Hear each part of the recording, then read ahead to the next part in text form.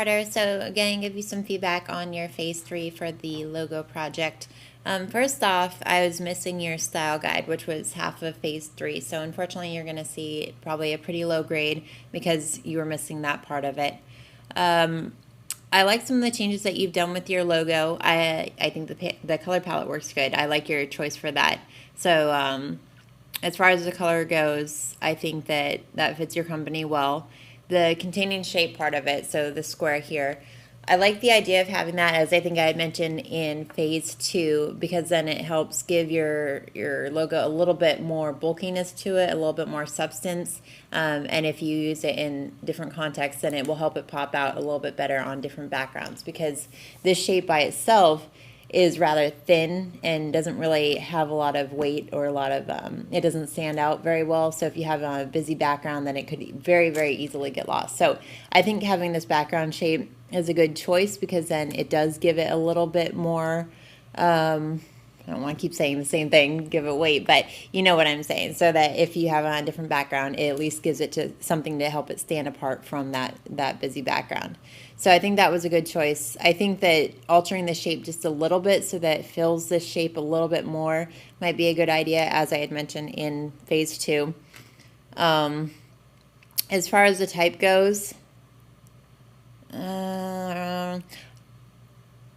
I would move this definitely below it. Usually when you have logos, very, very rarely do you see the name of the company on top of the logo. It's almost always underneath it for a reason, or it's either beneath it or to the right side of the symbol. So it would either be down here or to the right of it. So having it on top of it, I don't think it works as well. I would definitely move it underneath it. And I would also play with the arrangement of the type a little bit more. So you may want to take off this line underneath it. I'd have to see what it looks like. Definitely with the black and white. Since this is gray, you wouldn't be able to do that. You'd have to go with either black or white, not grayscale.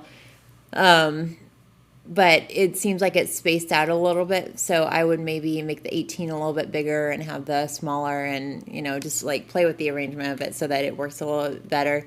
Because since this logo is very simple on its own, then you probably want to have the name of the company be a little bit stronger, because right now it just seems, especially with this font, like it was just kind of like written out almost like like happy 18th birthday or something. It just kind of looks generic. So I would try and find a font that works a little bit better and play with the arrangement of it so it looks more like a logo type, like very distinct and fitting your company. So those are the main things. I think that you're on a very good track with it, but you need to make the logo a little bit stronger, because right now it's a very, very passive, very safe logo. It doesn't really have much impact or strength behind it. So I think you need to make it fit the company a little bit more and just play with it to make it a little bit stronger and make the message a little bit more clear.